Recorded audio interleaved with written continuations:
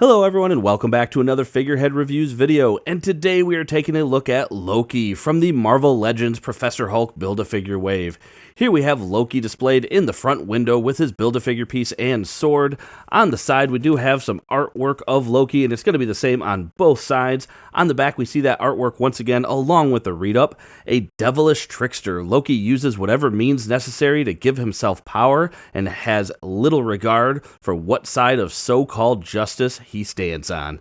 And at the bottom we do have the UPC code, so you can check with your local retailer to see if they have this in stock. But enough about that, let's get this open and take a look at Loki.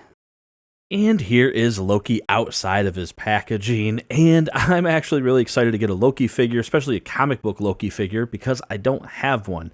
I know there were some complaints about him being too big, that a lot of people I heard were even thinking that it would look better with, like, say, the Spider-Man, the Pizza Spidey body mold, but I don't know, I think this looks good. I don't mind seeing Loki being a little bit bigger and tougher looking, so I'm okay with that. I do wish his sword was a little bit longer, though. I was trying to do this pose with the sword down to the ground, but unfortunately it just wouldn't make it. Now, speaking of the sword, that is going to be the only accessory we get in addition to, of course, his Build-A-Figure piece, and it looks good. I like the sculpt work on it. The hilt looks nice. You get that gem there in the middle, and of course the blade you get with this nice silver color, so no real complaints with the accessory. I do wish we would have gotten maybe an extra pair of hands, so that way when he's holding the sword in one hand, we can either have an open gesture or fist for the other hand, but oh well. Now, when standing straight up to the tip of his horns, this figure is coming in at about 7¼ inches tall, which makes him about 18.4 centimeters. So yeah, he's a little bit shorter, of course, if you exclude the horns, but if I got to fit him on a shelf, I got to fit those horns in there, so I measured to the top of him. But let's go ahead now, though, and get a better look at some of that sculpt work and the paint detail here on Loki. And here is Loki up close, and I think this head sculpt actually looks great. Very mischievous, very much feels like a comic book version of Loki. I like the design, and the paint came out looking good. You actually get some subtle paint there on the lips, so you get that light pink, and then the teeth there look pretty decent. Some pretty striking green eyes there as well, and I like that. His ponytail does have some shading in it, just to help kind of give that hair some definition. And then the horns, I was really worried about whether or not these were going to break off. They are somewhat soft, so they got a little bit of flex to them, and I haven't really pulled on them or anything, but they feel like they're pretty well glued in, so that is good. His little neck piece here does slide around. I would not have wanted it to be sculpted. I don't think it would have looked weird, and I think it would have looked kind of chintzy painted on, so I think this is probably the best option, and once you get it posed, it's not going to go anywhere.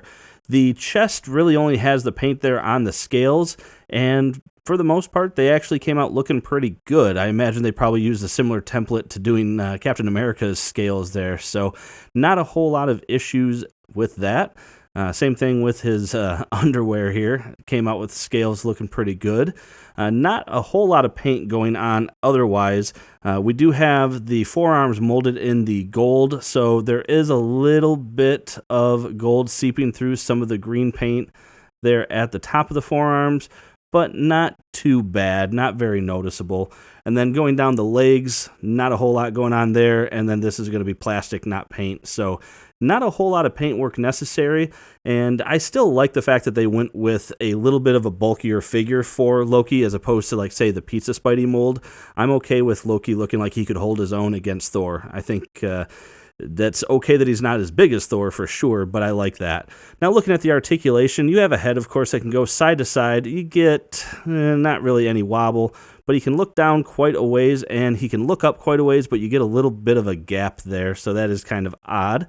You do have arms that can come up, not too bad. You do have full rotation, a bicep swivel, double jointed elbows, and of course you have a rotation and hinge on the hands.